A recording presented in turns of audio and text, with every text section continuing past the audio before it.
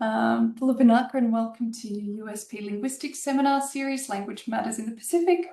I'm Harriet Shepherd and I'm a lecturer here at USP in Linguistics. So this is our final seminar for this year, and we've got a fantastic panel of experts lined up to talk on the topic of ocean literacy for you today. If you have missed past sessions and would like to catch up, we do have a YouTube channel, which I'll put in the chat for you in a second. So I'm now going to pass over to our moderator for today, who's Lavinia Tawake. She's based at the Centre for Sustainable Futures here at USP.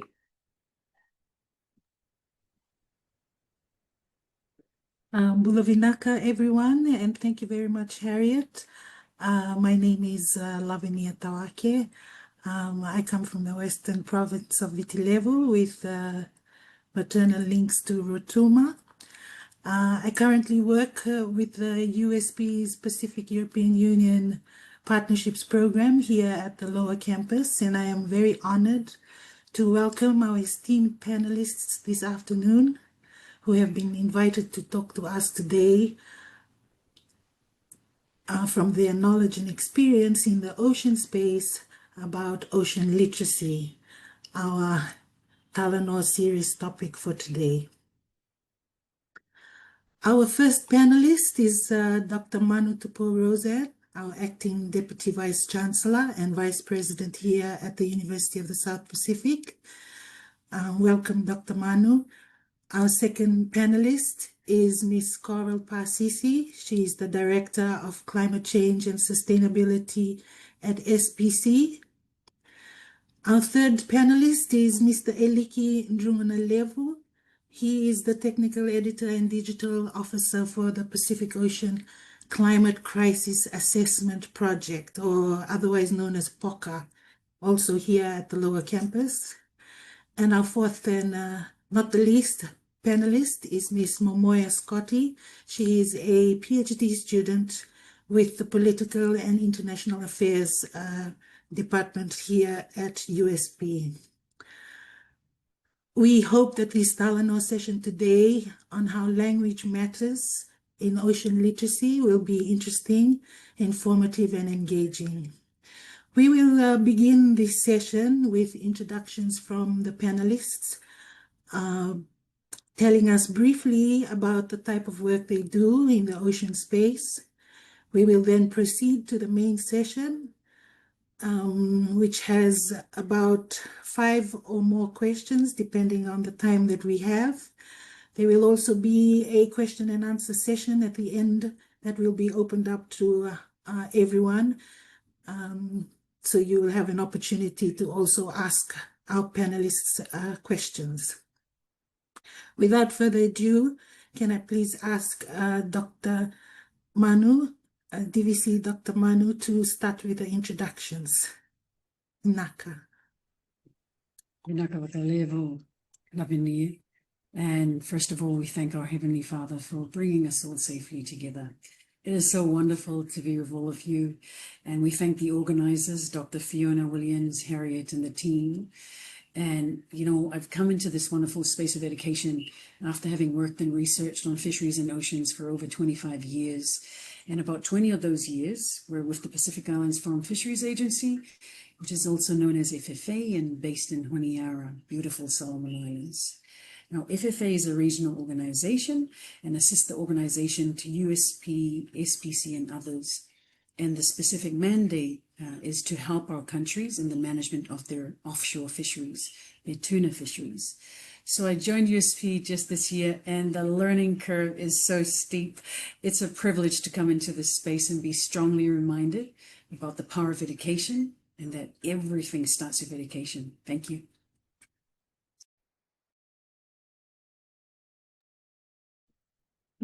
Dr. Manu, Coral, would you like to go next? Hia whakalawhalahia tu ki tau tulus ni kua hoko mai he aho nei. It's a real privilege for me to join you all, and thank you very much, Dr. Williams, for the invitation, Dr. Manu, Harriet, Lavinia, all of you. Really nice to be here, real privilege. So I'm first and foremost a Niuean girl from the smallest country in the region by way of population, but having being born on an island with one island only, I have lived in the ocean my whole life. So my first qualification I bring to the table is my lived experience in that environment. And then I have the great privilege of leading the Climate Change and Sustainability Program and Division of SPC. And SPC is probably the oldest intergovernmental organization in the Pacific.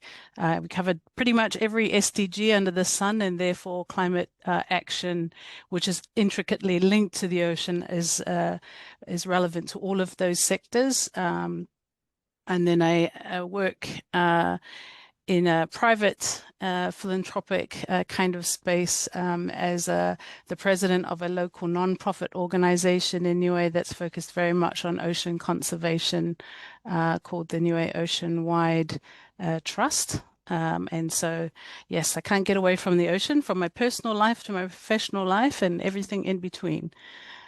Privileged to be with you here today. Inaka Coral. Eliki, would you like to go next? Naka Lavinia, Bulavinaka everyone. My name is, I guess you can say that, Eliki. I am the Communication Officer and Digital Editor for the POCA project that's based here at the newly established Center for Sustainable Futures.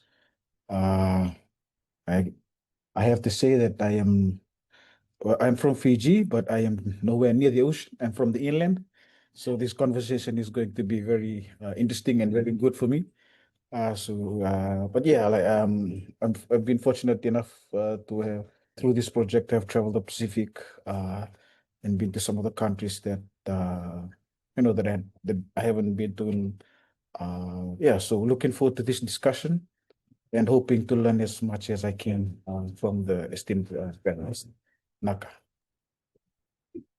Great, Vinaka Eliki. Momoya. Hi everyone, my name is Momoya Scotty and I am from Nauru. And I'm so privileged and honored to be part of this panel. And especially I'm so honored to be part of USP, to be a student at USP.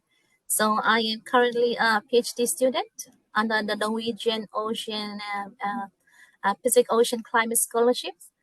There's the total number of us in the program. There are 17 of us, and I am the only one from Nauru. So I am currently in my second year, and hopefully to finish by next year.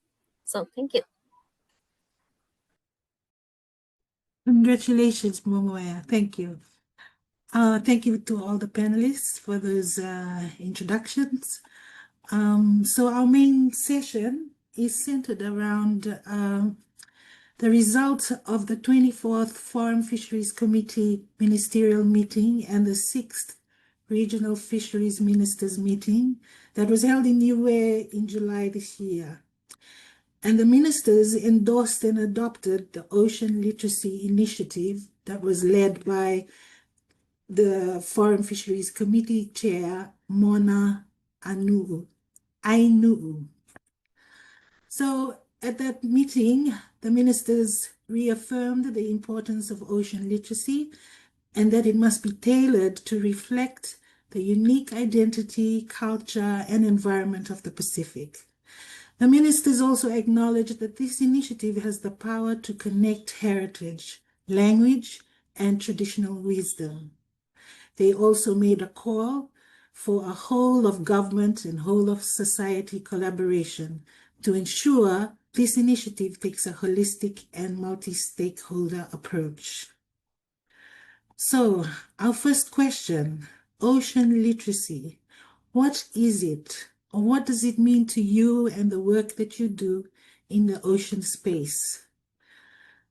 Since we have 3 panelists from USP, perhaps we'll ask our colleague from SPC, Coral, to start the conversation by answering this first question. And then I will move to DVC, Dr. Manu, and then Eliki and Momoya in that order. Oh, thank you, Lavinia. So that's a really good question.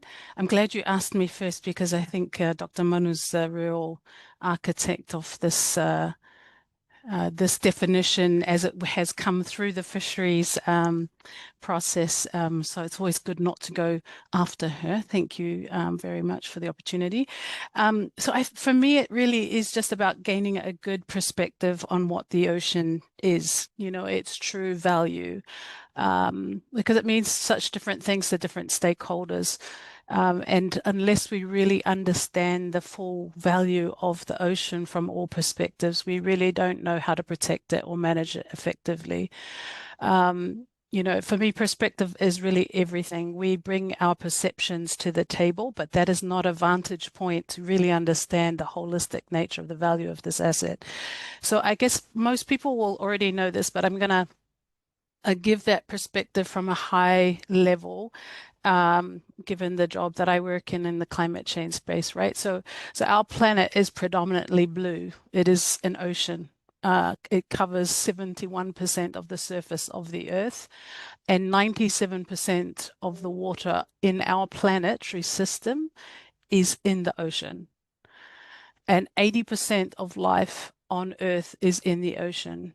And 90% of the heat that is generated in our solar system is absorbed by the ocean.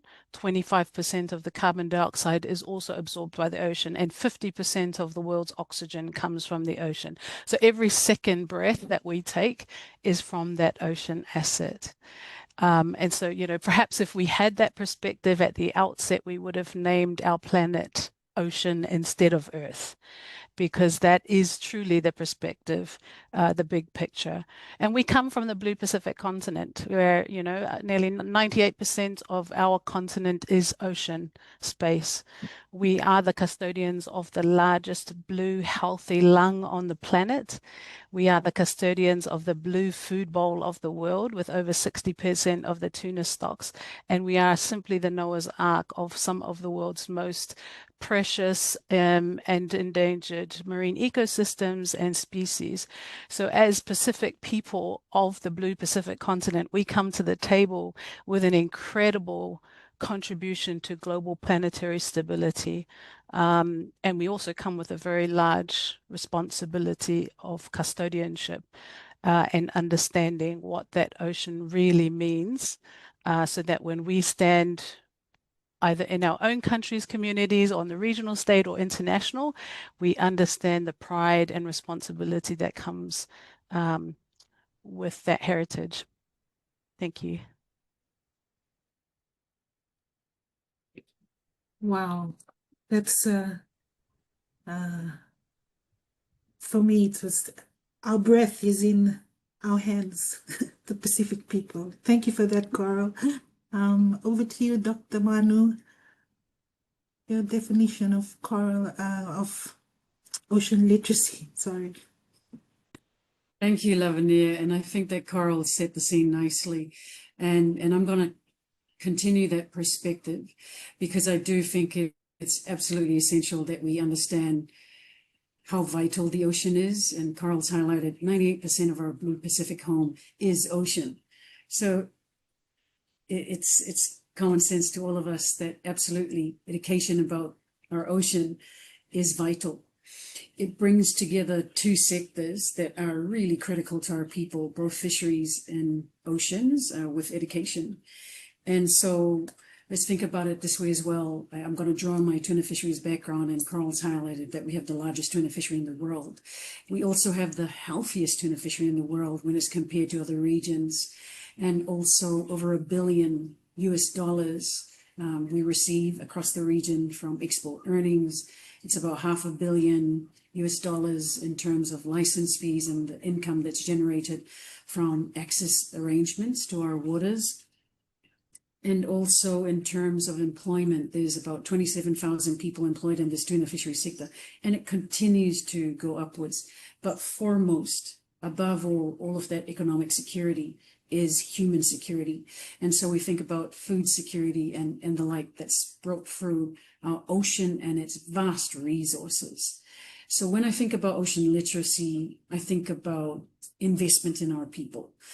And it's such a blessing to come into this education space and have that strong realization, like I said earlier, that everything starts with education. And so accelerating that investment in our people through education. Ocean literacy to me is Pacific-led learning, teaching, living, anything to do with our ocean and its resources, its benefits, its challenges, and most of all, Pacific-led solutions. And, you know, Coral described it as perspective. I think that's a really neat way to describe it. It's defining and understanding ocean education, ocean literacy, whatever way you call it. It's all about our Blue Pacific home, and it has to be grounded in our context and led by us. So we think about our people, our Pacific home. You know, I'm such a firm believer and such a big fan of Pacific people. You know, and I say it in this way, that we're such strong, resilient, and innovative people.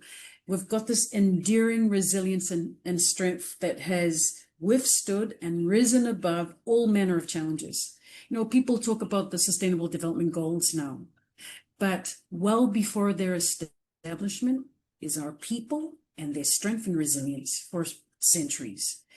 And we've talked about our ocean and the deep connection that we all have as Pacific Islanders to our ocean. I hear Eliki and that he lives inland, but you know, Eliki, you're based right now at CSF, at the Center for Sustainable Future, at the best campus, you know, right next to our ocean. So, you know, we can't avoid it. The ocean and its resources are such a lifeline for us.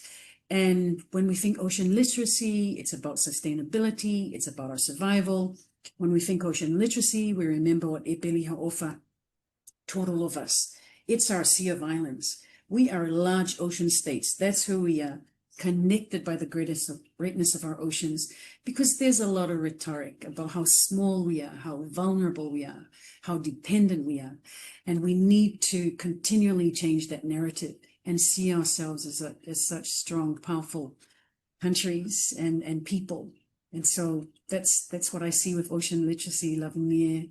And it's ensuring that through this pathway of ocean literacy, that our people continue to lead in looking after our Pacific home, its management and development of our oceans and our resources, and also ensuring that our people can take ownership of, and through our Pacific lens, develop and implement those Pacific solutions grounded in our Pacific way of working together. Thank you.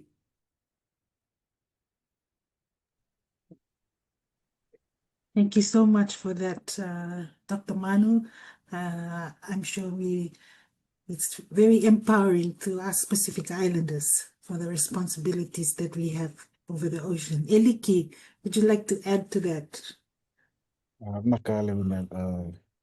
So to follow in the footsteps and the explanations that they've already been given by Coral and Dr. Manu, but from my just to add in my 2 cents, I guess from my perspective, ocean literacy is basically just having that understanding of what the ocean is, what it has, what's contained in it, and just having that level of respect for the ocean. I've been fortunate to have been able to travel the Pacific, to most of the countries across the Pacific through this project. And as I was saying, I'm from the interior part of Fiji, and for me personally, sometimes when we see the ocean, it's something to marvel at, because all you see is the rivers, the forests, and so when you set foot on the beach and just look across the ocean, it's something to to really take in and know that you are part of this massive ocean that's giving life. It's giving life to not only the Pacific but the whole world as well. And so, just from my perspective, and respecting the ocean and what it plays, and how important it is, and having that opportunity to speak to some of the communities through the project, you get to understand that sense of how they, how much they respect, the ocean, because they know that's their source of life. That's where they not only their, the sustenance, but also their economic source of economic survival. And so you can almost see it in their eyes, when they see in the way they talk, the way they speak, the way they carry themselves. And so having spaces like this is important. And I hope that, through that ministerial meetings, through that, the outcome that was outcome of the fisheries ministerial meeting in Niue, I hope that's the start of something, good to generate this conversation about ocean literacy. So I hope this is not the end of it. And yeah, that's probably my understanding of what ocean literacy is. And also, thank you, Fiona. Fiona sort of like cornered me somewhere just to, you have to be part of this conversation. You can't run away. So yeah, happy to be here. So yeah, that's my 2 cents. Mark. Inaka Liki, I really like the aspect of respect that you've emphasized in your definition. Momoya, thank you very much. Thank you for the question. To me personally, I think ocean literacy is a responsibility. It is a responsibility for any individual Pacifica person, regardless of whatever role or space that you occupy. For me, I always see ocean literacy in that way, because we, like everyone have said, the ocean is in us, and the ocean is our identity. But then, as we, throughout time, we are receiving new changes of how we manage our resources, how we exploit our resources, and there are new terminologies coming in, that might add the value of complexity in how we manage our resources and how. So this is the angle that I always see myself, and that is a responsibility that I'm taking up for now, just to learn more about the ocean. So it pretty much reflects my research motivation at this stage, just to understand what the blue economy and the relationship between the blue economy and development from the perspective of Nauru. So my research focus already implies the importance of ocean literacy. And for me, coming from a development policy analysis space, it is the duty of us as local policy makers or local and to provide that expertise on the ground, because for in the case of Nauru, we have limited expertise on ocean policies and how it interacts with all the development sectors. And this is a critical area that we are facing in the region right now, especially in the case of the blue economy as a concept or as a development paradigm for our region. So yes, so for me, it is a responsibility, and I hope I achieve and I'm taking part or contribute to this responsibility through my research. Yeah, thank you for the opportunity. Inaka Momoya, thank you for allowing us to think about our responsibilities to learn about the ocean. Moving right on to our second question. So as a result of the Forum Fisheries Committee, we look at these high-level decisions. The question is, how did this high-level decision to prioritize ocean literacy at the ministerial level come about? I suppose this question we can direct to DVC Dr. Manu to start with. How did this high-level decision to prioritize ocean literacy come about? Naka. Thank you, Lavinia, and colleagues, please, you may hear children coming home from school and our dog barking and all the like. I apologize in advance for any noise. I'm a working mom, and that's my foremost responsibility and privilege. So, like many of you, Now, your question was, how did this come about? And I highlight here the wonderful leadership of Honourable Minister Manu, the Fisheries Minister for Niue, and her vision about ocean literacy. And so it was included into the agenda of the Fisheries Ministers Meeting. And she's the chair, incoming chair for that meeting in just July this year, that adopted that decision that Lavinia has highlighted. And in that meeting, for that meeting, I'd shared some initial thoughts on my views on ocean literacy. And honestly, I don't claim to be an academic. I was just so curious about this valuable intersection between ocean fisheries and education. And so Honourable Minister, under her leadership, she allowed that the paper could be presented to ministers. And again, under her leadership, ocean literacy was strongly supported by her colleague ministers. There's 2 points I'd like to highlight here, and that we're not saying we're the only ones in this space in terms of those that work in fisheries.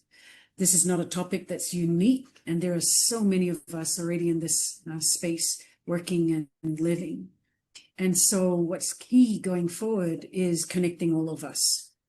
It's an important decision that's been undertaken by our leaders, our fisheries ministers. And so what's also key is how we go about implementation. And that's something I look forward to us unpacking a bit more in this session. Thank you. Naka, Dr. Manu. Coral, would you like to add to that? Sure, thank you. And like Dr. Manu, I do want to acknowledge Honourable Minister Ainu's leadership in this space in fisheries. I'm privileged to come from the same country, and I know her very well, and so she lives her experience in that blue space right from the village level with children up to the international arena, and is really a champion on oceans and the ocean climate space as well. So I think it's, it's wonderful that she, was able to take that through the Fisheries Ministers Meeting. And I purposefully mentioned this as Dr. Manu's outlined. It's often not easy to crack the fisheries space beyond fisheries, right? Because the tuna fisheries, in particular in the region, is, as Dr. Manu said, a very big financial blue economy resource. And so it's easy to lose perspective that is the only value of the ocean. And so the fact that the fisheries ministers themselves have been open to embracing ocean literacy, to look at all the values of the ocean and really educate our children about this, to be a firm part of this, I think is a fantastic thing. There are a range of other ocean-related international events and declarations that have been made by our leaders for quite some time. I'll just mention the UN Decade on Ocean Science, because this was sort of pronounced in 2017 by the United Nations General Assembly. And that was really about the ocean decade, saying that we need to develop the science we need for the ocean that we want. And so for close to a decade, we've been looking at how do we get the science and information to really understand the ocean, and therefore to maximize the opportunity of the blue economy, but the sustainability as well. And SPC's work in this space is quite considerable, because we're a science institution. So we monitor the tuna stocks, we monitor the coastal fisheries and aquaculture, and then we try and empower the region to make informed decisions on the health of those stocks. But in reality, we know that science in the Pacific context and knowledge is not just modern science. In fact, we come from over 4,000 years in knowledge of the ocean. There's nothing like eyes on the water to see the changes that are happening, to understand how to move in the ocean, how to be a part of that and respect it and live off it. And that knowledge is etched within the DNA of Pacific people. So we come to the table with that wealth of information from our birthright. and passing that knowledge on and learning about that comes from a very young age in our families, up through schools and into the tertiary and technical and vocational space. And so I think we always feel confident to speak on the issue of oceans and to inject that powerfully into the region and into the international arena. And so there is a proliferation of international meetings on oceans, and we've just come out of UNOC 3. Our oceans is held quite often as well. But the world has really spliced up the ocean through different legal and frameworks to manage it. You know, from fisheries to deep sea minerals to climate, ocean space. And in actual fact, the ecosystem doesn't have those boundaries. Those are constructs of humans to manage this very vast resource. And so I think it's really critically important, as Dr. Manu stressed, is that we're not confined by those different groupings of stakeholders who maybe just look at one or two elements of the value of the ocean, but we really ensure that our understanding and the education and the teachings that we provide for our children in the region has the breadth of understanding that covers fisheries, conservation, other types of blue economy opportunities, as Momo was talking about. There are many, many opportunities in the region that I really hope our Pacific people are able to help inform their governments of those opportunities, so that we're not always subject to what other people bring to our region to harvest or develop, but we become the owners of that blue economy as well. Yeah, thank you.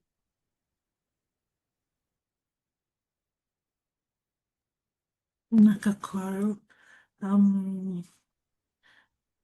Yes,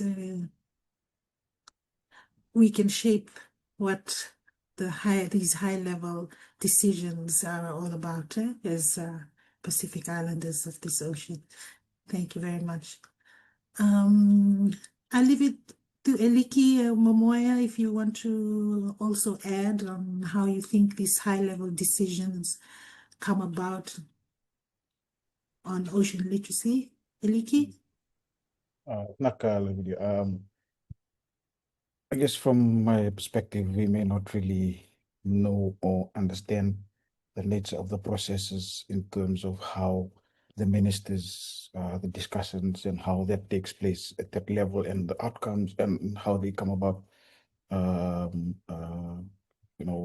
up with, with the outcomes of having ocean literacy. But one of the things that I wanted to allude to is how important that connection from that ministerial level down to the communities, because that discussion is quite important as well. Because while they may, discussions taking place at the ministerial level, how does that translate down to the communities for the communities to actually understand, that the discussions that's happening at this level also impacts them at the community level. And so I guess that's important to unpack as well, so that we can have this concerted effort in making sure that everybody plays their role in communicating what is happening at this level, so that communities know and understand. I mean, they have that, they already have that knowledge and understanding, but it's from their own perspective. And I think Coral touched on it a little bit about thousands of years of knowledge.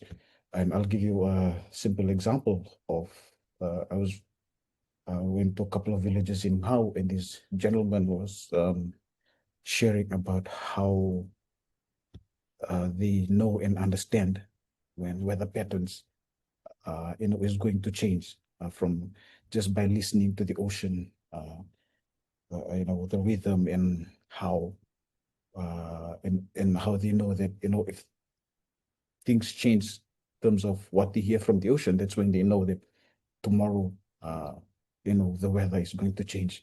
And so this is something that I guess modern science may not really understand, but it's our version of science, it's our science.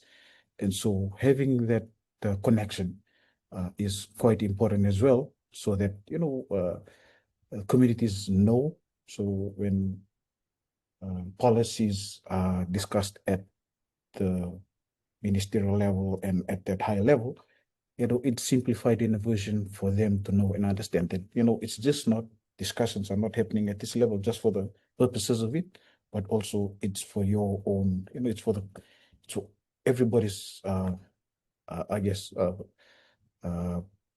protection, because the ocean is us, we are the ocean. And so I guess that's what I would just like to throw it into the discussion, and I hope I made sense. Thank you. Most definitely, Eliki. I think it's important that you've emphasized to make that connection from those high-level decisions to the community levels. That brings us nicely to our next question on what does a decision to prioritize ocean literacy mean in practice? So from your perspective and in your work or projects you have been involved in, how do these decisions turn into action? Eliki, you spoke so profoundly in this last question.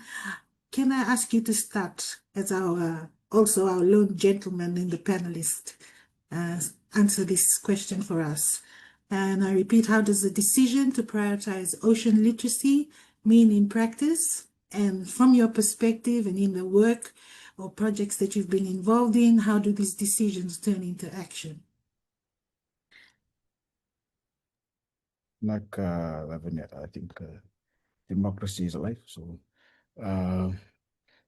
I think one of the practicality of it, I would just say, is translation, because the webinar is about language matters. So if you translate some of those policies in a manner that would be able for communities to easily understand and relate to, I think that's it's a good start. Because one of the things that for the project that I'm a part of, the Puka project, is one of the things that we've done now is revisiting the communities that actively participated in our data gathering phase that enable us to collate the information that was presented to us by the communities. So we were able to put out 2 volumes for the POCO report. And now we are going back to the communities to present some of those findings. So one of the ways in which we wanted to do that is have some of the materials done, translated for their own understanding, but also enable that some of those materials are distributed to other communities as well, so that they're able to have that sense of parallel experiences, so that they know that some of the things that they are experiencing are not only remote and not only, they are not, they're not the only one that's experiencing it. And so it's the same as well, because for communities in the interior, because we've visited not only the communities that along the coast, but also in the interior parts of Fiji, and also in other countries as well. So one of the things I guess I would say is translation, and translating some of those discussions that happens at, I guess, the ministerial level, and whatever outcomes that is just generated from it. So it's done so that the communities know and relate to it and know and understand it as well. And I guess that's where projects come in, and I guess to some degree academic institutions, and to a certain degree the media as well, because the media is something that the communities listen to a lot. And so I was fortunate to go to a remote community in Vanuatu, and one of the community members saying that the only connection to the outside world is they have this radio and they listen to the news through that radio. And so the media sort of like plays a critical role in being able to translate and also communicate some of those discussions at the ministerial level, or at I guess that high level, be it even COP as well, so that communities know and understand what is happening. And the discussions that happens at that level is just not for the sake of it, but it's for their own benefit as well. Vinaka. Liki. Momoya, would you like to discuss your experience, your perspective on how ocean literacy means, on what ocean literacy means in practice? I think you're muted, Momoya. Sorry, my apologies. Thank you for the question. I think the question is quite clear from it can be elaborated in the current role that I'm taking. For example, for the Norwegian Ocean Pacific NPOC program, it's a response by the region and it's a response by the global community and our development partners to address the issue of ocean governance and the nexus between the ocean and climate. So I'm quite honored to be part of this program because this the NPOC program is a direct response to this call for the Ocean of Decade actions. And not only that, even if the response is from a national, regional perspective or from our development partners, but in my opinion, this is not something new. It is not a recent decision made by our leaders, but it is something that we grow up with. It is something that is being prioritized by our forefathers, even if there is no science behind to back up the need for ocean literacy. So I think that's my perspective. In this current era, we are just formalizing the process, but it's been there already, and I'm happy to represent the NPOC program. I'm happy to represent USP that we are responding. We are taking actions to respond to this call for ocean literacy. So thank you. Excellent. That's an excellent example. Thank you, Momoya.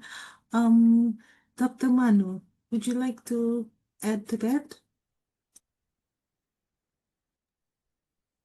Thank you, Lavinia. And I think that Eliki and Momoya spoke really well about how it can work in practice and how we use multiple media to reach our people, why language matters. English is not our native language. And so ensuring that we're reaching absolutely everybody and that English as a language is not an inhibitor to our people truly understanding our home, our ocean, and what we can each do to ensure that we sustain it. And so when I think about what we need to do in practice, it's so clear that there's so many of us that are involved in this ocean education space, that are involved in ocean work and its sustainability and all the mechanisms around it. At national level, at regional level, at international level. So we as Pacific people, it's just so important that we come together and map out and understand what we each bring to the table in this ocean education space. We've heard from Coral already about the work that SPC is doing in this space, including her leadership in climate action and climate change, and also the leadership from some of the smallest countries in the world, Niue, the work that Coral and their government do in terms of the ocean conservation credits, which is really unique. So there's a number of examples across our Pacific home where our people show world leadership. And it's something that we all want to embrace. And when we bring that to the table, we're also very frank on where those gaps are, so that we can identify where we target our efforts, where we target more resources, more education, more understanding, the like. But what we know already, even just from this conversation, is that not just fisheries can do this, not just education can do this. It's not just those in climate change or what. It's not our development partners. It's going to take all of us. And as highlighted by honorable ministers, it's a whole of government and whole of society approach. It's civil society. It's especially our youth this promise of a sustainable future is going to be carried by our children. And so we remember that this holistic approach, when we tackle ocean education that way, that we bring all relevant stakeholders, because we know that we'll need appropriate support, budget and resourcing. And there's absolutely no point, and there will be no success if we work in silos. And so it's bringing everybody that can support this to the table. I also want to highlight that it's for us working in the tertiary space, tertiary education. We've got myself, Eliki, all those that have organized this, and we've got Momoya, and congratulations, Momoya, you're nearly there with your PhD.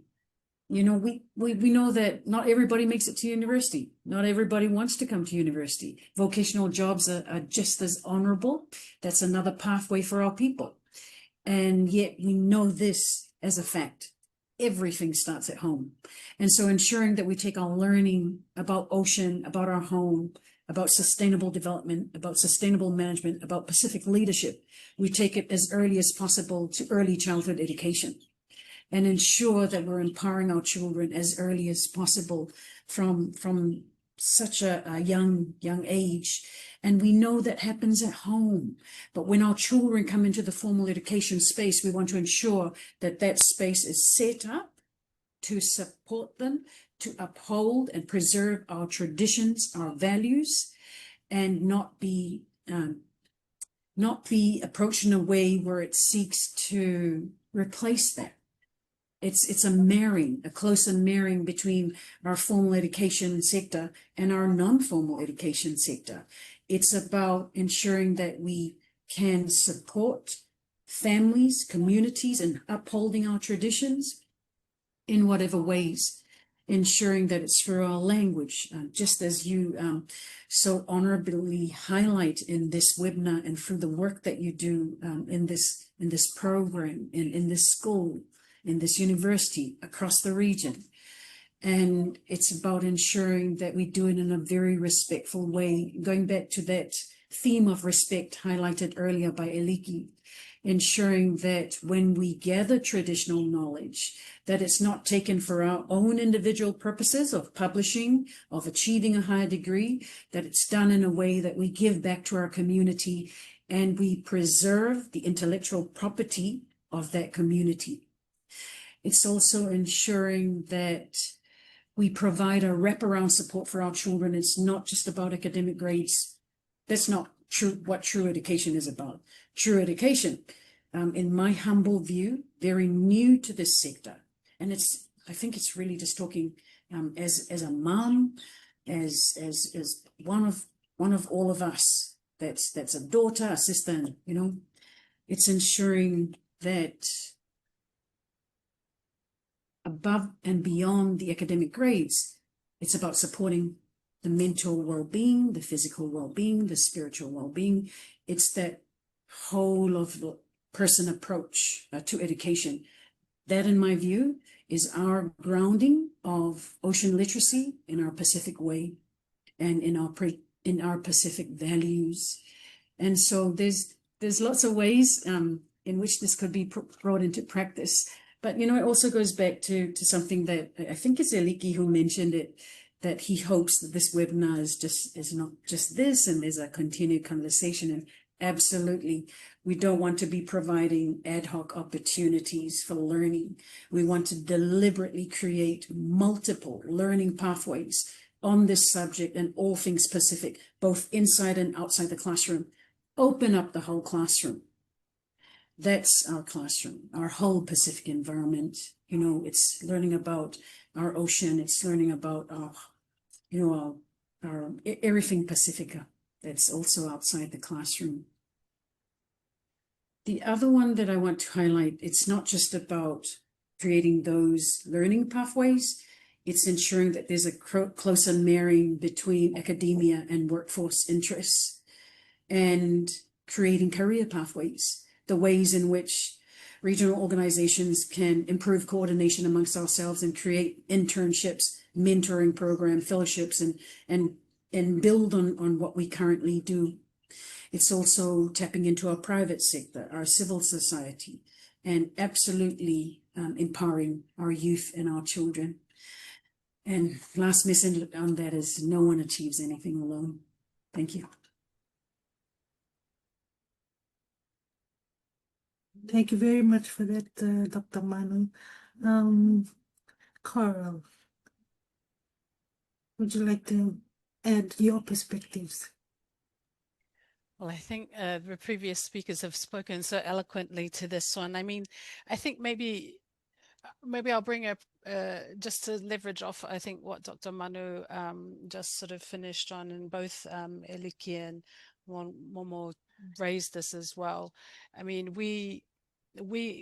our cultures are oral in nature, right? We pass our knowledge down from our mouths to the ears of our next generation, and we are essentially the scrolls of knowledge, of culture, and survival in this huge blue space. And so I think one of the really important things we need to do is acknowledge the holders of this important knowledge and exalt them in the way that they should be, because people only pass on knowledge when they feel like they are empowered to bring that amazing contribution to the table.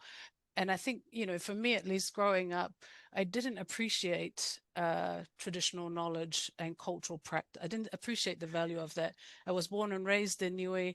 We aspired to a Western system of education and a degree and everything else, right? It wasn't until I was fortunate enough to get all those things, go out into the rest of the world, and then I realized actually the value of that knowledge that I was passed on from my fathers, my brothers, my uncles, my aunties, my mom, that informs my decisions more in this environment than any of my science degrees. When I take my children out in the ocean and I teach them how to spearfish or fish in general, my decisions on advising them what they shoot now and what they leave, what that fish does to keep the coral regenerating, doesn't come from my science degrees. It comes from the learnings that I had, you know, in that environment and growing up in that environment.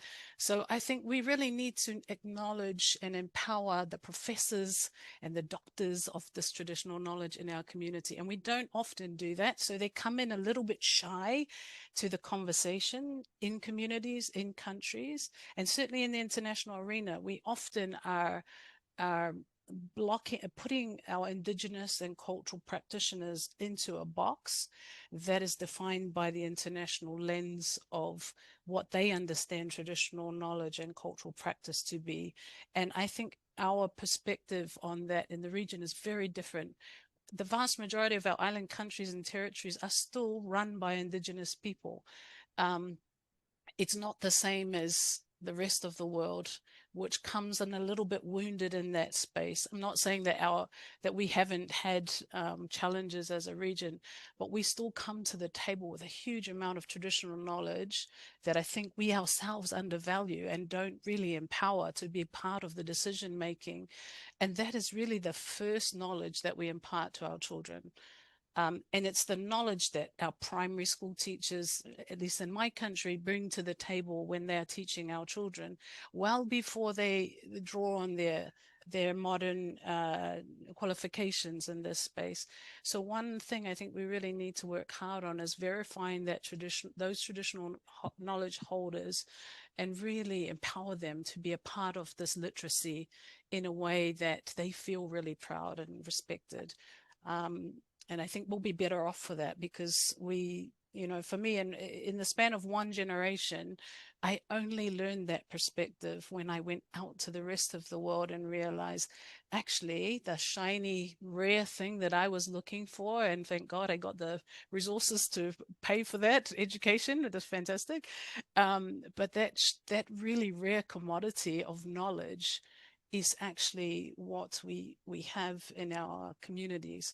And we can lose that very easily if we don't pass it on consciously. So building, as Dr. Manu said, the frameworks and the pathways to bring both of those intelligence to the table and empower our kids right from primary school through high school, through their technical and vocational endeavors or their, tertiary education is critical, because at no point in your journey of learning will you really ever get the opportunity to soak in the vastness of this traditional knowledge than in the Pacific, where we are right now. And honestly, if I could do my education again, I would have gone to USP. Back in my days, they thought that New Zealand would offer a better education, and I don't know why that is. It's just the way that we were raised in thinking I have to get a degree in science from the university in New Zealand. And when I got there, I learned about Africa and the United States and Europe, when the biggest ocean in the world is where I came from. If we're going to have the world's most advanced teachings on the ocean, it should come from our region, both traditionally and through academics. Yeah, thanks. Thank you very much for that, Coral. It's very inspiring to, I think it leads, you kind of answered, started to answer, or have answered, you've all answered the next question, which is emphasizing the communities. How do you think communities make sense of these high-level spaces, high-level decisions, high-level spaces, and does it matter? So you've talked about the traditional knowledge, and of course it matters. I suppose, Eliki, would you like to start? I'm just looking across the screen this way, and you're next in line. So how do you think communities make sense of all of this, and does it matter? Well, thank you, Lavinia, for coming to me first.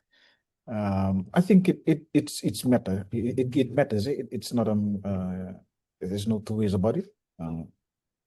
Community perspectives matter, and they may have their own understanding of what all these high-level discussions and the discussions that take place at these high-level spaces. They may have their own understanding and interpretation of how it works and the outcomes of it. But I guess it's important that we also dive deep into that, because as Coral talked about, traditional knowledge, communities have their own ways of dealing with, I guess, traditional knowledge. And one of the things that, speaking of traditional knowledge, and I was fortunate to, there was this, visited this community, I won't say where, from Fiji, and they talked about how this elder gentleman is the only surviving individual in the village that knows how to build a traditional bore, traditional Fijian house. And so I was curious to know, is there anybody else? And they said no, and he's the only one. And so I asked, what happens if he dies? And they, the people that were around said, if he dies, then that's it. That knowledge dies with him. And it's a sad state. It's really it's hard to really fathom. But it's important that we bring those two parallel spaces together, the traditional knowledge and education, and just having that that like as a parallel journey. It would really bode well that for us to capture those knowledge and be able to understand what the communities know, what the communities understand, and so I think it's important to unpack as well. I think that's I'll leave it at that, and I'll leave it to the rest of the panelists to add to that discussion. Nakeliki, Momoya, how do you think communities make sense of this? Thank you for the question, and thank you everyone for listening. I think for this question, I would like to answer it from a personal perspective. or community perspective. In that case, I would like to use the perspective of the little man of the house. I mean, for me, I was privileged to grow up with my adopted parents from Tuvalu. So I spent my childhood in the outer islands of Tuvalu, in the island of Vaitupu. So by being the little man of the house, because my parents, adopted parents, they are quite elderly, and there is no man in the house. So for me, my role is to bring the fish into the house. That's my job. And in between those sports, so the ocean is, as a child, the ocean is a sustainable livelihood to me. And yeah, so in this lagoon, we pretty much all the kids and the women, we go and fish for the mullets and the milkfish. And if it's bad weather, we have to clean the reefs. So pretty much the ocean is my livelihood. And sometimes in those times we don't have electricity, and we don't have a freezer to store fish, so you have to go fish pretty much every day or every 2 days just to bring protein, especially if you don't have a stable job where you can have money to buy a bag of rice or buy a bag of sugar, or just a tin fish or corned beef from next door canteen. So that perspective, the ocean, is our sustainable livelihoods. And then when I journey through my academic career, we study biology, marine biology is our field of study, and then ecology. And then it changed the perspective to a conservation-oriented perspective. And that's driven my 10 years of experience, 10 years of working coastal fisheries with the fisheries department in Tuvalu. So all of our energy, are spent on educating the local communities. We have to do conservation here, set up your MPAs over there, All of these things, these are based from the education perspective, from a conservation perspective. But at the end of the day, I always realize, think back of that little man of the house. I mean, we are putting, even that island where I grew up, we went to that island and put those conservation measures, these village bylaws, preventing the little kids and the young women to go and fish in those lagoons, because the idea back then is that we need to save up the babies or the baby fish, because when you save the baby fish, you get recruitment, all of these process. But then at the end of the day, what happens to that little kid? Does he have any food? So those are the dilemmas in between policy making for Pacific Islander, from a Pacific Islander. And then when I moved back to Nauru, because I'm a Nauruan by birth, and I see a different lifestyle. I mean, the lifestyle is pretty much westernized. Our economy is very monetized, and our our financial institutions are designed in a way for an extractive resource economy. So everyone knows that, for Nauru, because of the extensive phosphate mining, we are now looking towards the sea, because that's the only option. The ocean is our option. And then that's my role now in government, coming from that perspective, from a sustainable livelihoods, conservation ethics. And then that there's an urgency to address those development or economic developments for the case of Nauru. Where is the ethic in balancing the trade-offs between conservation and development priorities? I think that is the motivation for me at this stage, and why I chose the blue economy, because the blue economy is the new buzzword for us now. It is a contested concept. So from the perspective of Nauru, what are the options? What for Nauru as a development Pacific Island state who have no other options to, or other economic diversification means? So that is a critical question that we need to answer. Where do we strike the balance between, conservation developments? And this is where the ocean literacy comes in, and the responsibility to know about it. What does the blue economy mean? What can it do and what can it cannot do? And then how we address all these issues, because how can we talk the same language? So, for example, from Papua New Guinea or Fiji, and from the bigger island nations, when they talk about they have all the other resources, what about Nauru? What about Tuvalu? What about Kiribati? Our only resources at the moment is only oceans. Then how do we balance? or are we just relying on a monopoly system, you know? The more you get, the more you put into conservation and monitoring efforts, and you get more, a bigger pie of the share from our US treaty, all those in the PNA agreements. These are, you know, I know I think Dr. Manu can share about, but for me, I have some reservations on the current, you know, the current fisheries opportunities that we can tap into. Does all the Pacific Islands have equal share, or are there some sort of compensations for countries like us who have no other options? I don't think other PNA members or all of the FFA members would agree if Nauru or Tuvalu bid for a higher portion of the share, you know, portion of the money that we get from the from the PDF fund. So those are some of the issues that we have to discuss about in the region, since now that, you know, development is an urgent matter for in the case of Nauru. So I hope my research can answer some of those complications, some of those areas, and try to strike a balance between your conservation ethics and development ethics, and you know, at the end of the day, the people matter, their needs.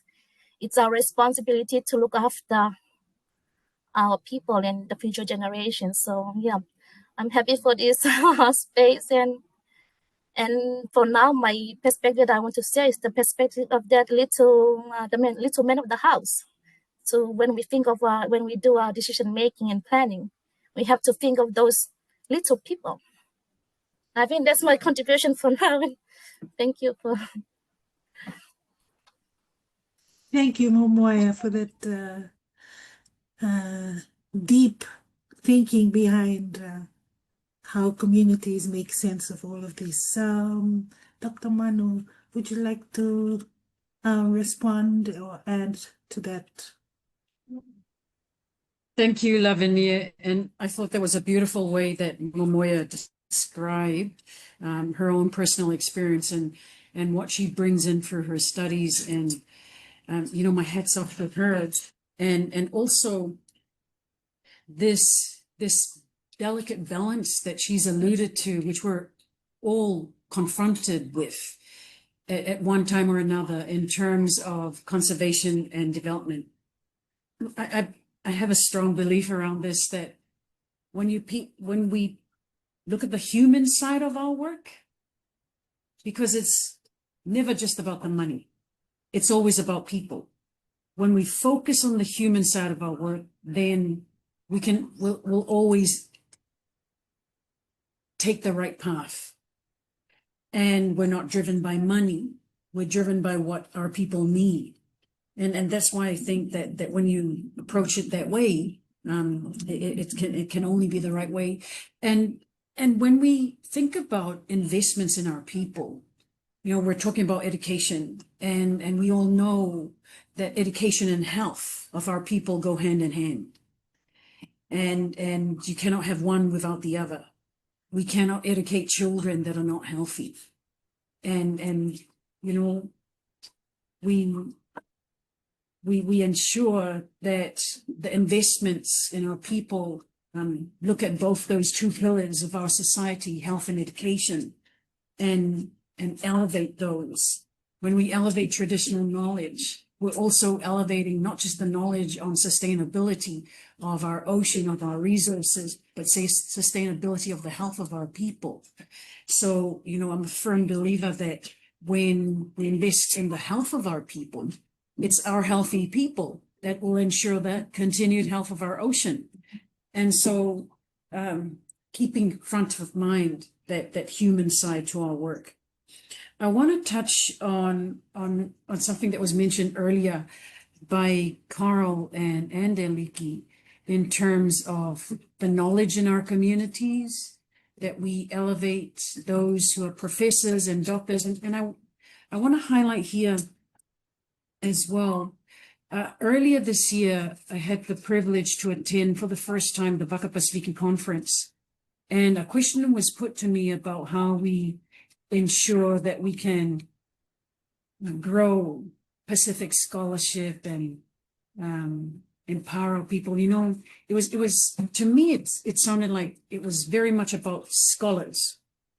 And in my mind, you know, the ordinary definition of a scholarship to all of us would think, okay, it's like a financial payment and you go and study and you're able to focus on study because this scholarship will help you or what. And very much linked to money.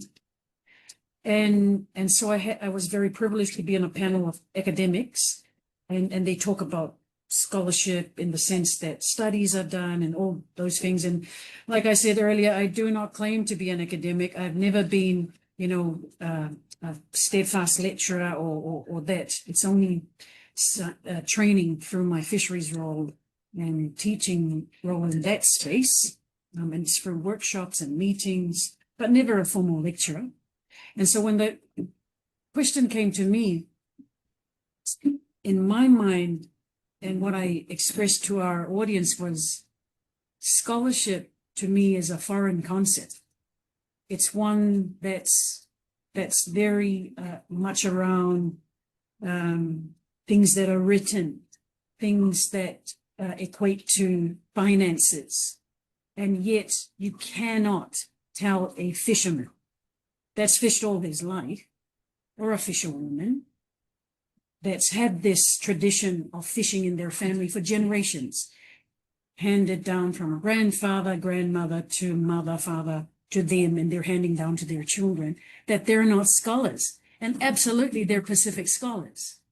And so, you know, I emphasize you don't have to have a title.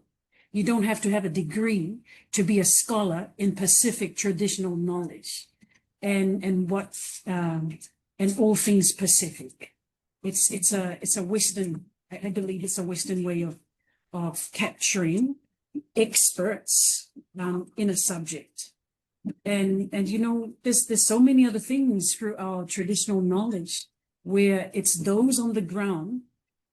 Several may not have had a what would be called a formal education, but they've been raised in a community that hands down orally, like Carl has highlighted, all these traditions and ways of living that will sustain them and sustain them in a much healthier way than, you know, living off this processed food and the like.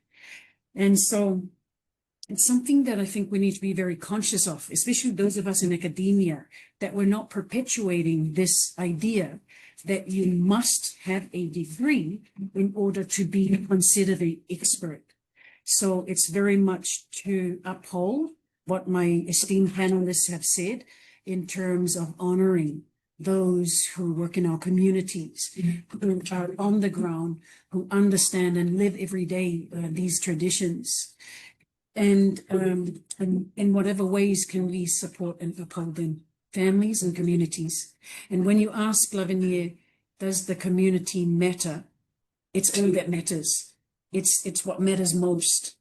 And it's not just communities in a narrow sense that we're thinking about the village community. We think about all communities. It's our family community. It's our extended family community. You know, I've told my husband, he's not from the Pacific. I've said to him, when you marry my family, you're marrying a whole village.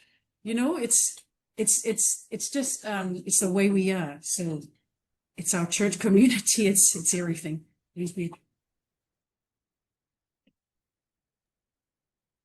Thank you, Dr. Manu. Coral, what are your perspectives of how communities make sense of these high-level spaces? And yes, of course, it matters to them.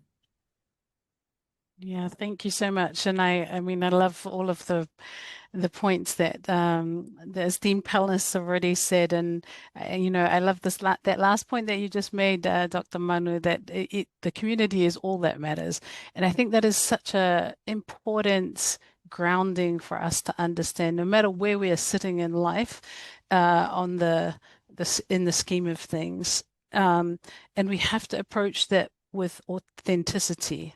We won't know what the community likes and what they perceive if we don't listen to them. So we have to create the spaces that allow for community voices to be heard, and not just come in as the international experts to explain this international meeting has just agreed to this declaration, blah, blah, blah, blah.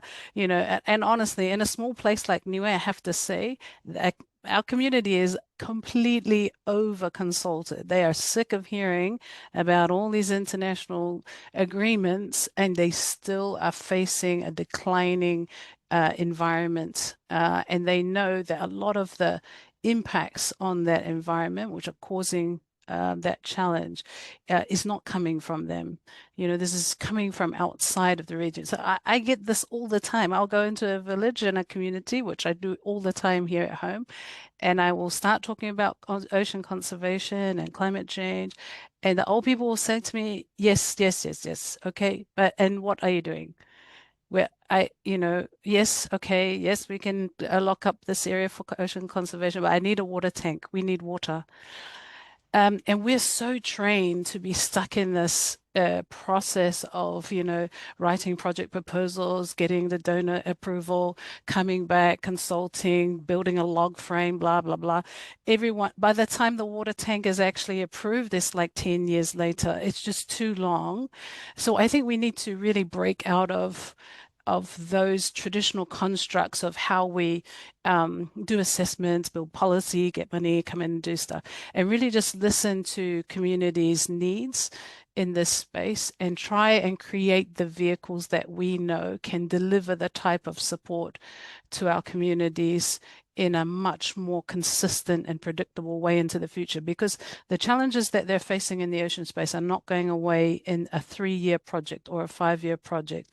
And we've been stuck in project-based intervention for decades.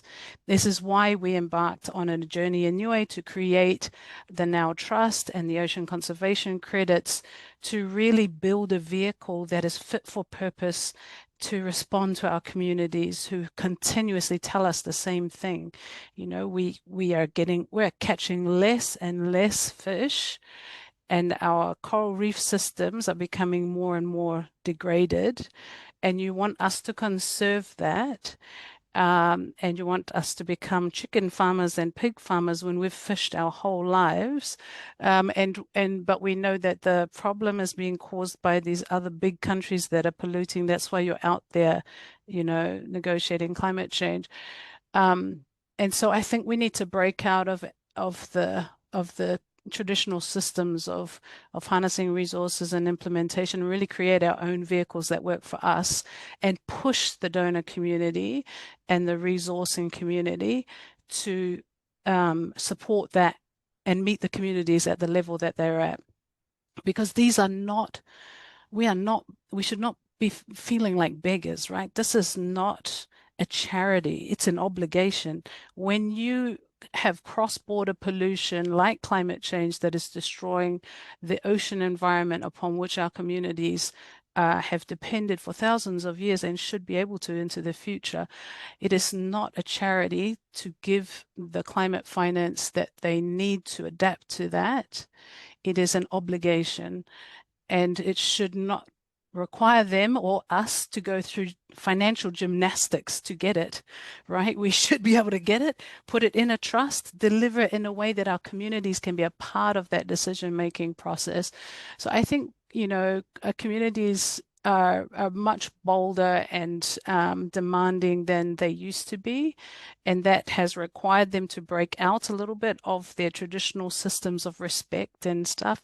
They're being much more vocal now about just like, okay, so you want me to do this, then you need to come to the table with something useful for my community.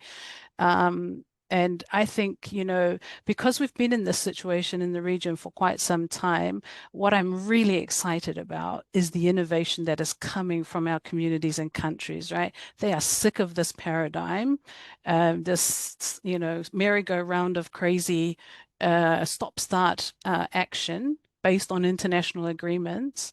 And they are demanding and creating the vehicles to harness these resources and have community-driven initiatives that are much more lasting. So I think we need to embrace those opportunities and that innovation across our own communities and countries and bring it together. And that's the treasure box that we should start looking at, not be driven by always traditionally this international paradigm of resource allocation and investment. Yeah, thank you.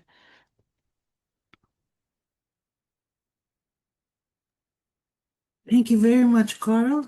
I think you've answered the next question yet again. The next question was, how do we ensure that the projects and the scholarships in this ocean space are grounded in the realities that matter to communities? And in other words, how do we make them impactful? And you've given us excellent examples of what is happening in your space today. Perhaps Eliki might like to add to other examples of how we can ensure that these projects reflect the realities of community and become impactful. In your work, Eliki, can you share some examples, other examples? Naka Lavinia, I'm currently a part of the POCA project, the Pacific Ocean and Climate Crisis Assessment project, and in a way, it's trying, or it's mirroring the IPCC. It's mirroring the IPCC, but from a Pacific perspective. Because we know and understand about the IPCC is very scientific, and it's very technical as well. But if you, from Pacific community perspective, the science will just sort of like flying above there. They won't really know and understand it. So what the POCA project is done or is doing is sort of like flip that around, where the report is written and driven by Pacific authors, because we know the experiences that we've grown up with, and embedded in those reports are the Pacific community voices that we've, during the last couple of years that we've visited those community across the Pacific, and embedding their voices in the POCA report, that, for them to know that their voice matters as well. And also just to sort of like flip that script, that, the IPCC is there, but this is our version, our story, and our experiences.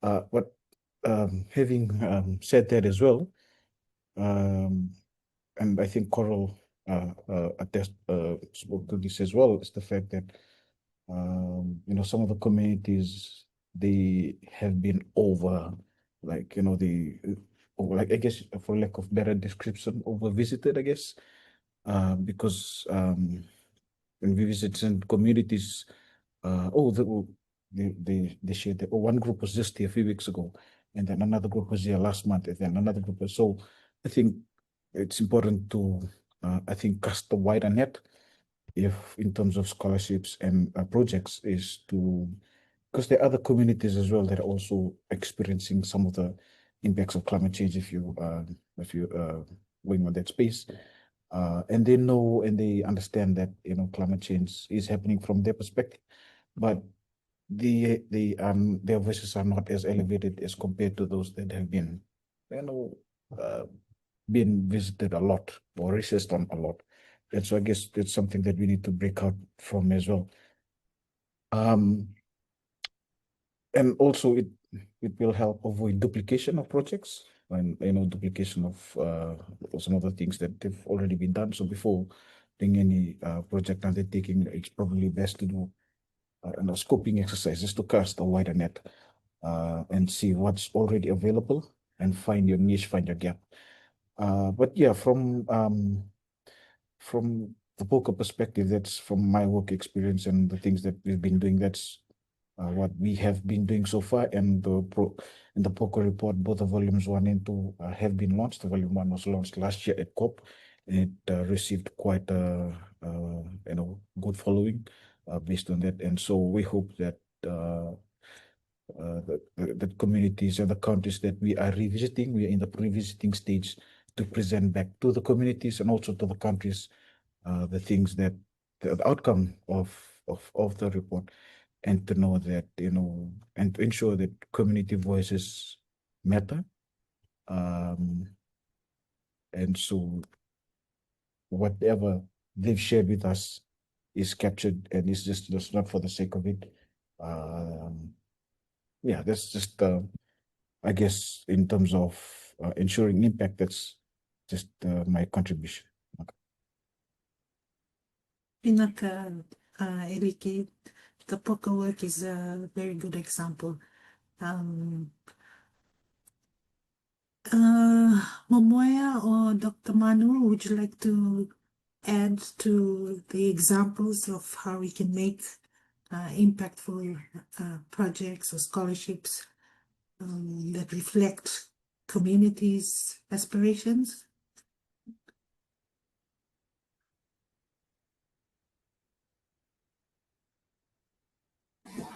Perhaps.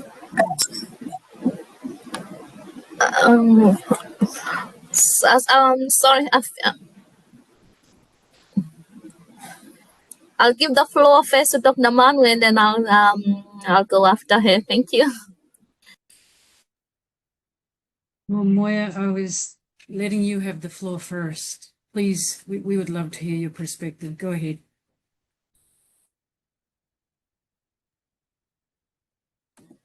Okay, thank you for the question. I think because I'm doing a research, I think I've been duplicating my views again and again for all of the questions are kind of I already answered most of the questions. I think yeah, and pretty much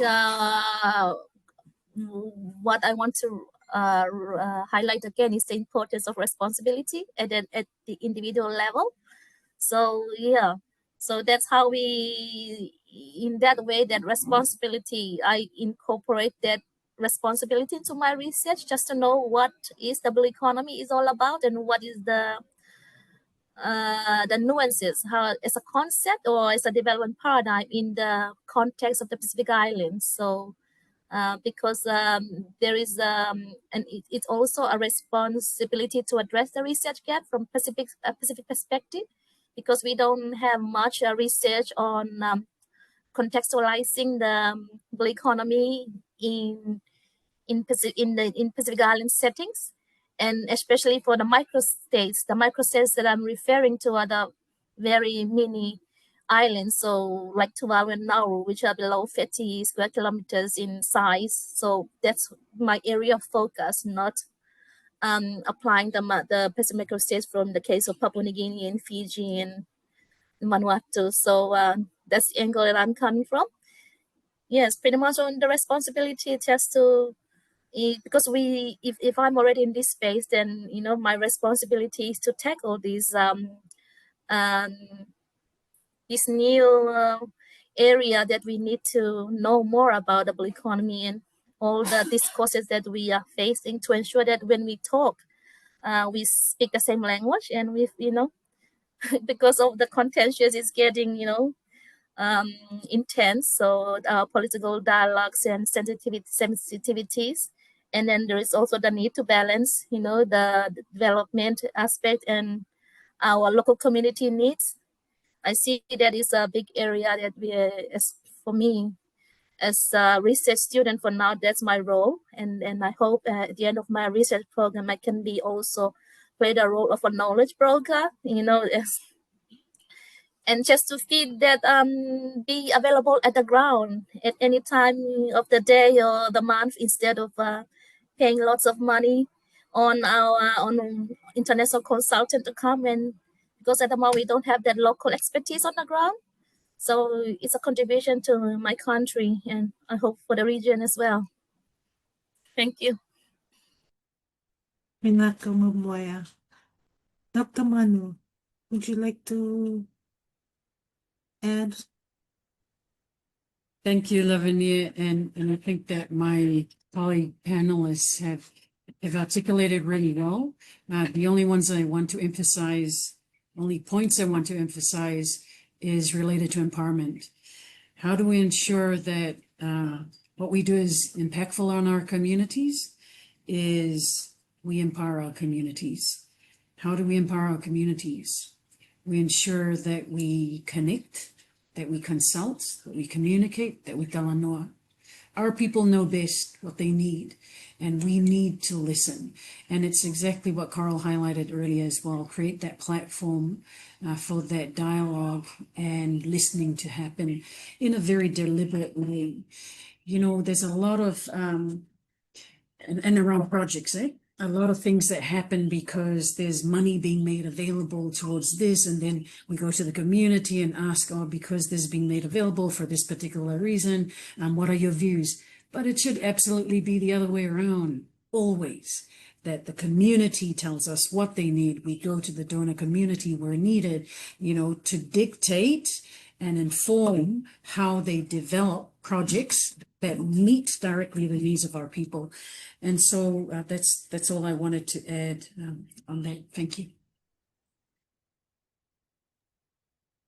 Thank you, Dr. Manu. I'm just noting the time, and we have 2 more questions. And then we would probably like to give an opportunity to our audience to also ask questions. So the next question is, what are your thoughts on the revival of cultural knowledge, sustainability of Pacific languages within this ocean space? Coral, can we start with you? Well, I could talk for days on this one. I won't, but you know, I'm a big a believer in the power of traditional knowledge and cultural practice. Not all of it's good, right? We can't claim as a region to have just good stuff. We've got bad stuff as well. But I think in the blue space, you know, for me, at least, when I see our kids at school learning how to, they are actually, it's embedded within our curricula, right, as our culture and traditional practices. And to be honest, when I was a kid, I just hated the culture class. I was like, why do I need to learn how to weave a basket and make a fishing rod? Because we just did that as a matter of practice anyway, right? But fast forward a number of decades, it's actually not something that our kids get as a matter of island living anymore. So we have to consciously embed this in our schools.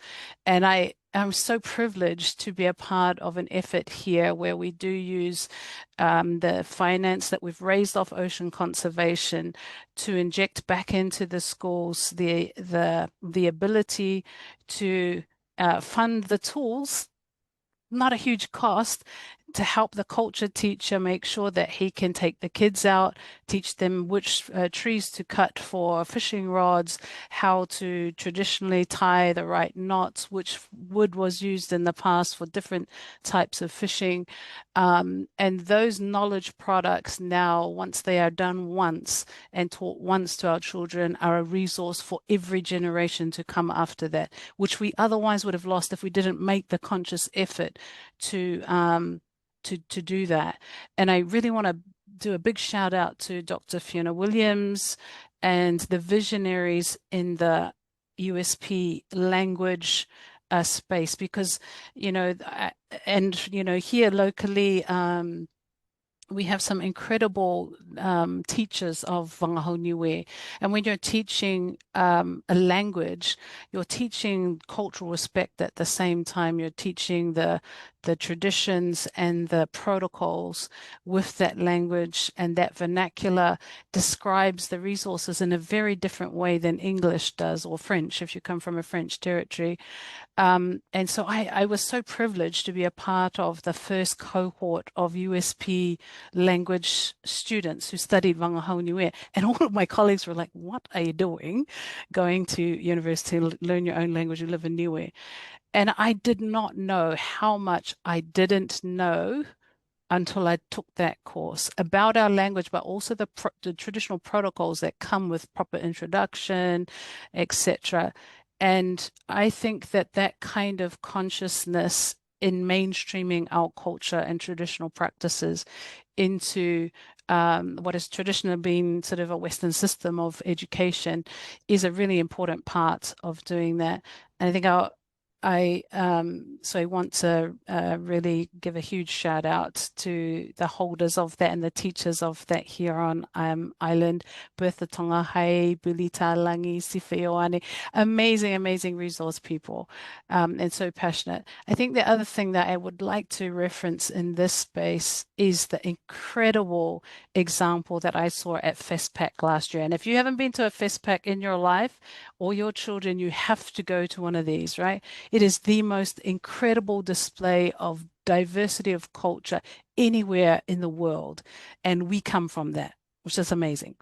And I saw in that, and I heard firsthand and met the people of Micronesia who had passed on the lost art of voyaging and traditional navigation from Micronesia to the Hawaiians, and revived an incredible, not just art with the traditional navigation and learning, but a whole cohort of Pacific people from Melanesia to Micronesia to Polynesia. And that now underpins the voyage of Pacific voices of leadership into the international arena. And it empowers our children to understand that we were the astronauts of the Blue Pacific. When everyone thought the world was flat and the ocean was just flat, our voyagers went out on that, a little bit crazy, but damn, they made it. That's amazing. And now that whole knowledge has been imparted from the Micronesian leaders, Papa Mau, to the Hawaiian people who lost that art but had a craving for it. And then when they learnt it from the Micronesians, they now have schools that teach that as a matter of practice. I think that it's just amazing, and it's such a beautiful example of how traditional knowledge and cultural practice is not just within communities and within countries, it's across our whole Blue Pacific continent. And we really need to elevate those incredible stories through our systems and learn about those, so that the new children who are studying earth science, like I did about 40 years ago, don't learn about the pygmies in Africa. They learn about Papa Mau and the amazing traditional voyaging as their geography lessons. Thank you. Yes, so true, Carl. Thank you for that. Dr. Manu, would you like to add to that? Thank you. And I think Carl spoke about that beautifully. And I said earlier, and coming from someone in the education sector saying that you don't need a degree to be an expert in our Pacific traditional knowledge, please, that could get me fired. I'm not saying don't get a degree if you want to get a degree. It's something I feel very strongly about, that we're very careful about who we cast as experts. And we've got so many people in our communities that haven't sought a degree or are not able to get a degree, that are absolutely experts in their own right in our traditional knowledge. And so, when we think about our culture and its place, it's everything to do with us being Pacific. It's our identity, and as Carl also highlighted, our language conveys that really well. So, there's so much to say on this topic. I think it's important also to give space for Eliti and Momoya. Thank you. Yes, Momoya, would you like to go first?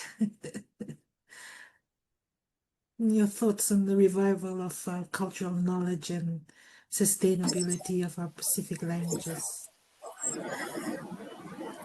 All right, thank you. I can go first if that's okay with Eliki. But once again, we are Pacifica. We are Pacific in every sense of our being, and it is important that we revive our traditional knowledge and our culture. But more importantly, for the case of Nauru, where that our culture is heavily influenced by a long legacy of phosphate mining and colonialism, like everybody else, this is a very much needed aspect that our local communities, the governments, and education sector should prioritize at the moment. Yes, so, and not just for Nauru, but for the rest of our Pacific family. Thank you. Thank you. Eliki? I'll just try and keep it very brief. As to your questions about cultural knowledge and reviving of cultural knowledge. And for me, cultural knowledge is rooted in our languages, and that's how knowledge is passed down through generations before anything else. And it's, you speak, and by speaking, that's how knowledge is passed down, and that's how it's stored. And I guess that's our very first education. You could say a traditional education, but it's important that that is maintained. It's important that our traditional knowledge, for starters as well, is reflected in our policies, because we're probably talking about it at this level, and also communities know about it. But if it's reflected at a high level, it's more impactful, and those policies can, I guess, to make it more practical, gets translated as well in a manner that can, for the communities to relate and understand, and maybe possibly to take it even further. Maybe that can be embedded in our academic courses, and just to sort of like, have that there in, so that you bring it into the mainstream. It's there already in the informal spaces, but put it in a way that I guess it's more formal for the communities as well, to know that, this is the knowledge that's being passed down from generations, but it's also now in this formal space. So I'll just like to add that, Naka. Thank you, Eliki. Thank you for emphasizing that language matters in the Pacific. Our final question is ocean literacy in schools. How does ocean literacy get down into schools? And literacy yes, where does it start, and how can we bring it into schools and education? Perhaps I can direct this question to Dr. Manu first. Vinaka Lavini, and this is the heart of it, right? Ensuring that these high-level decisions, that they're implemented through all these different ways that we've talked about, but especially how we incorporate it into the learning spaces that our children are in. And so, here at USP, I'm still learning, and I learned about the Pacific Regional Education Framework. I'd heard about it, but not really been involved in it. And my limited understanding is that there's been a phase 1 that has developed what's termed as regional goods. And it's set up like a supermarket where all the different types of arms of education that's needed to sustain national schools or that it's housed here. So for example, early childhood education, teacher support, quality of teaching, all those things are in this supermarket created by what's known in abbreviation as PACREF. And PACREF, its member countries are across all of the Pacific. And so it has a steering committee that's in between phases and looking at a design for the phase 2. And the phase 2 is about how you implement at national level and support national schools to take up those regional goods. And so I had the opportunity after the ministers' meeting in Niue to present to this PACREF steering committee, who's in between those phases, and present on ocean literacy.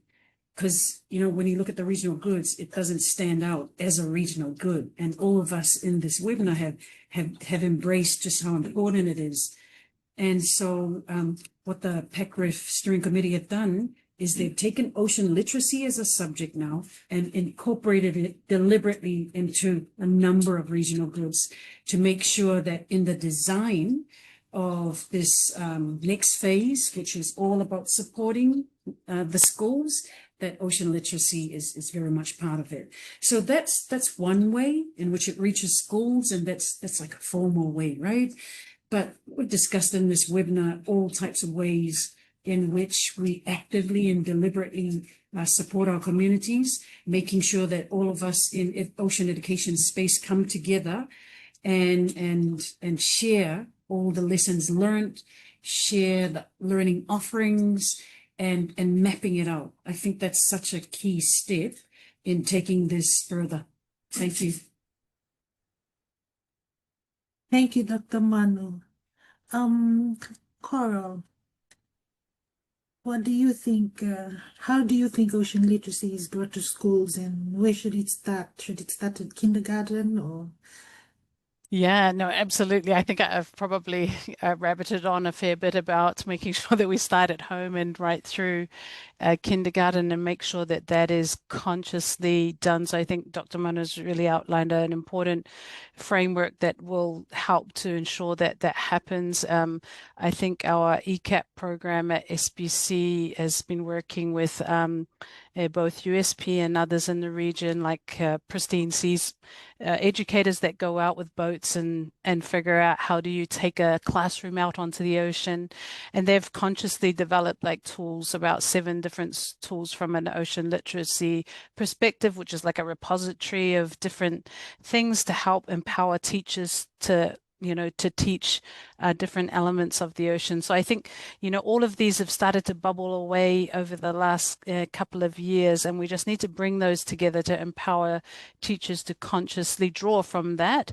And oh my gosh, you've got AI now, right, which can write a whole curricula on some of these things. So I think it's really important that we draw on every option, but we ground truth it from a good Pacific lens of understanding, because there's lots of things out there, but we just need to make sure that that's grounded in the context and the lens of the communities that we're teaching, right? It's really important that we understand what good impact actually looks like for our people and our communities, because it's different even within our region. I think it's really important that it is championed by the heads of government.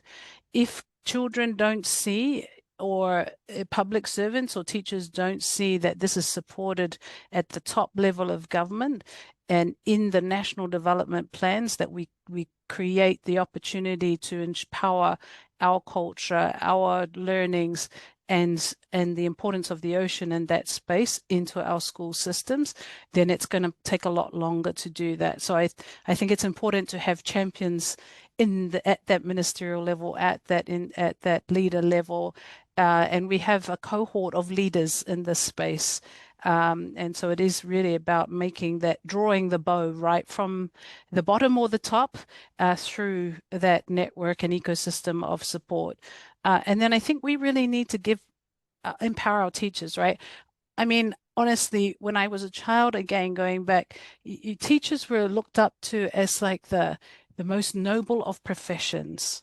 They were given the best in the village of the food and really exalted. A family who had a teacher was just such a noble family. Teachers are at the bottom of the food chain now as remuneration goes at primary school and high school, at least. I'm not sure about tertiary education, but I mean, that is really unfortunate. It's really unfortunate that we are not giving the people who impart that knowledge on our children, our most precious resource as small countries. Every child that comes through needs to be wrapped around. We don't have thousands and thousands and millions of people. But we really have to support those teachers, I think, with the necessary resources and tools and remuneration to be able to impart that knowledge on our kids and to draw on our own experiences. We do not need to be looking at Europe and other places to teach, use examples. We have fantastic examples in the Pacific, and we need to draw on those, both traditional and in innovation, and really inject that consciously through the systems and share our experiences. So Niueans don't just learn about Niue's ocean experience. We learn about Nauru's, and we learn about the Solomon Islands and other countries, and vice versa. Thanks. Thank you.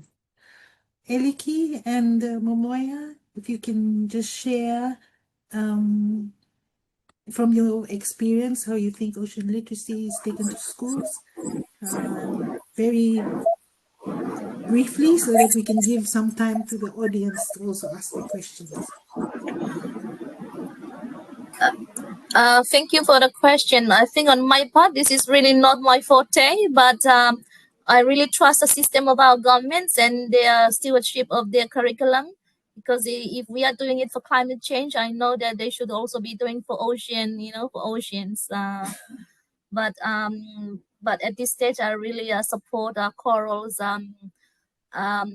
comment about raising the salaries for our teachers, not only for at primary school, at kindergarten level, but also throughout all, from primary to secondary. And in the case of because this is a really important issue, because in the case of Nauru and Tuvalu, like those small island states, we are now having those lucrative options to migrate through the Papalipili and Nauru Australia Treaty, and also the Australia labor mobility schemes. The salary for a teacher cannot provide food for your, it only provides for your bills, and it doesn't provide the rest of the money that you need for vacation. So, and most of our teachers, how many times, no matter how much we have trained them, there will always, there is these lucrative sides of greener grasses, pastures. So I really support that. I hope the government looks into this issue of raising the enumeration for our teachers. Thank you. Yes, thank you. Eliki? I'll just keep it very brief, and I think the panelists have spoken quite well and have answered the questions.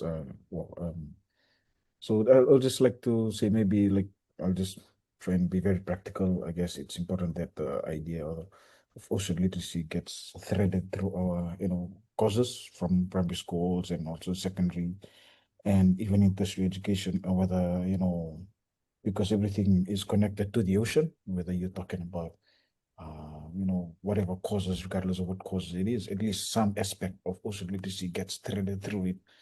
And so that's important as well. And it's important. And I think that we need to do that. And that's, I think, my just my contribution. And I like the idea of what Coral said about ocean champions. And it's important that we have that, because I think our young generations, now they're going through that technological transition period, and having that individual, whether it's important to have government leaders, but also open up other spaces like sporting icons and whatnot, so that we drive this conversation right through. Vinaka. Naka, so true, Eliki. Naka valeu. I think we only have like enough time for one or two questions. Harriet, is it okay if we have one question? If you're still there. Yep, go ahead. I think we've got one from, is it Dwayne, in the chat to look at? Okay. I can't seem to see that question, but if Dwayne is online, would you like to ask the question?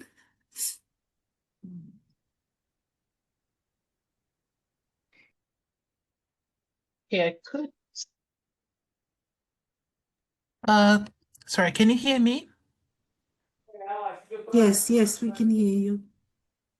I love Famaloa to our panelists for this honor discussion. So my question is probably quite lengthy and broad, so I apologize in advance. Now my question is, have there been any tussles between corporations that benefit from the ocean resources and researchers or advocates for ocean literacy? And if so, how have you tackled that issue? From my understanding, there have been corporations who financially benefit from these resources tend to be more exploitative in their approach, whereas us islanders and probably foreign advocates and researchers for ocean literacy tend to take an intrinsic approach to ocean resources and how we utilize them. So that's my question. Whakataite lava.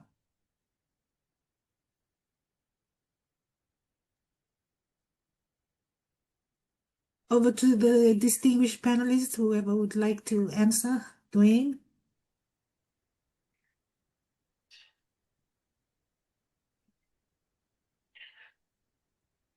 So just because I'm nervous with silent moments, so I'll just chime in just to say yes, absolutely, and we have this all the time.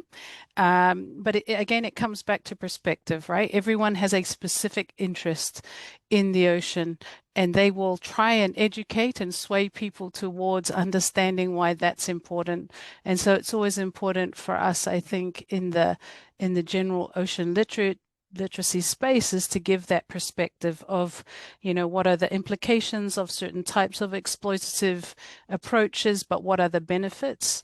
How do we balance that against the situation where governments have to feed their people, educate their people, and that costs money, and they're facing harder and harder decisions around where their incomes come from, because a huge part of those resources that they depend on are becoming degraded because of these challenges. So I think it's really important that we take the time to get the perspective on what what people are proposing is an issue, or how we should consider different lenses of interest on the ocean space. But all of those are important lenses to consider, because you can't actually develop ocean resources often without corporations. We do need that private sector investment to help harvest some of these resources in a sustainable way. So they're all important perspectives, and I think we just need to make sure that when we assess what that information is, that it is done from the right lens of interest. It is our countries who are the custodians of those resources, that hopefully we can ensure that whatever is leveraged in a sustainable way and a respectful way comes back into the countries and communities upon which they rely on those resources. Yeah, thanks.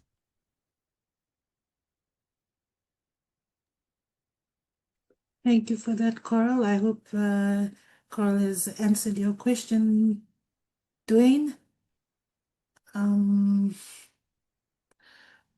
If there is no other questions, do we have perhaps one more question from the audience? Since there's many of us and there's been a lot of discussion, might be one burning question from the audience that we can take.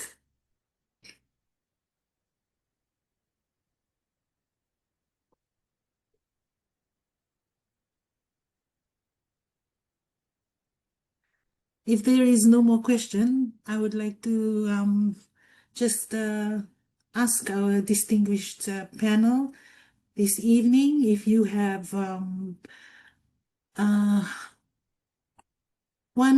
message, one sentence about our discussion today that you want to leave with all of us before we go our separate ways. One final thought that you would like to share.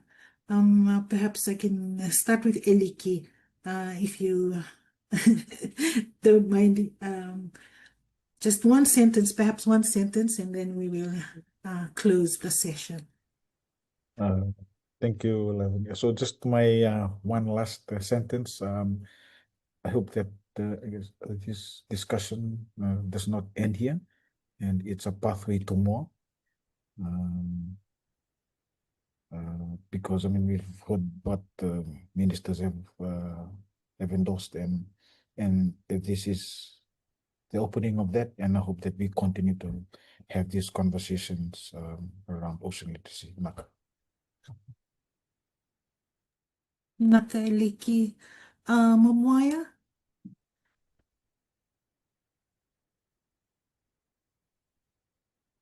I think you're muted, Momoya. Sorry, I'll come again. A final thought from you in one sentence about our discussion today.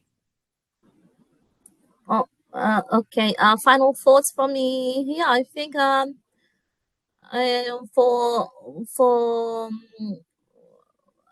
for USP and all our crop agencies, I think it is and our think tanks partners, this is really their responsibility to keep the momentum going, because we found that support all those political discussions and activities on the ground, it depends on the government of the day and their priorities.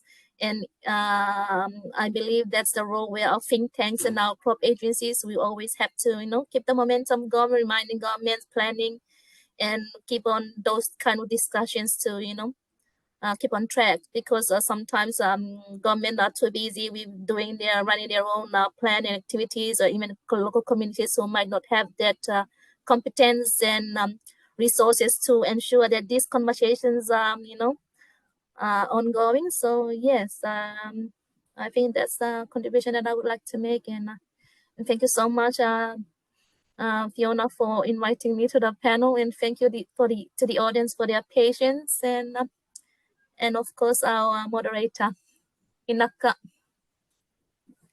Nakamomoya, thank you for that. Coral, a final thought for the audience? Well, just to say thank you all for your time. And, we normally want to learn more about what we love and care about. And so please empower our children to love and respect the ocean. And that becomes the fire upon which they draw on the tools that we all have to bring to the table to help them learn about that. Yeah. Thank you. Inaka. Dr. Manu. Thank you, Lavinia, and I echo everything that my colleague panelists have said. And if I could please share some final thoughts, not just one thought. One, our 5-year-old today is our workforce in 2050. And I hope that brings home to all of us that when we talk about the 2050 strategy, we're talking about ensuring we invest in our children, because they are the ones that will carry this forward. And all these promises that the 2050 strategy is set up to achieve. When we invest in our teachers, we're investing in our children, as has been highlighted by the panelists. And so it's across all levels of education that our governments and our education sector need to look at how we honor and elevate our teachers. And the last thought is one that hopefully resonates with all of us when we look at the out-migration and the brain drain from our communities of teachers, of those in professions and across society that migrate out because of conditions or lifestyles that they are wishing to have, that they perhaps believe that they don't have at home. What's really important, I think, is ensuring that we instill very early on in our children this deep sense of care and belonging and purpose in our Pacific home, and create those learning and career pathways to continue to have them understand and believe and know that there's so much happening and so much to live for, and to surround themselves with here in our Pacific home. There's a saying that I've been hearing more of recently is stay home to go far. And I can't agree with that more. Stay home, develop our home, love our home. And it starts with us empowering our children to do that. Thank you. Thank you so much for that final comment. I think that sums up our session today very nicely. And I'm truly appreciative of being part of this webinar and learning so much about how language matters in ocean literacy and how it's so important for us as Pacific Islands.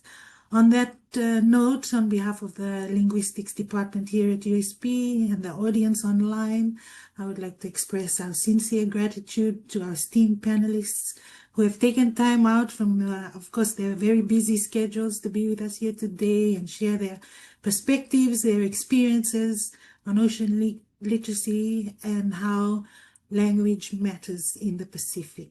Inaka waka level.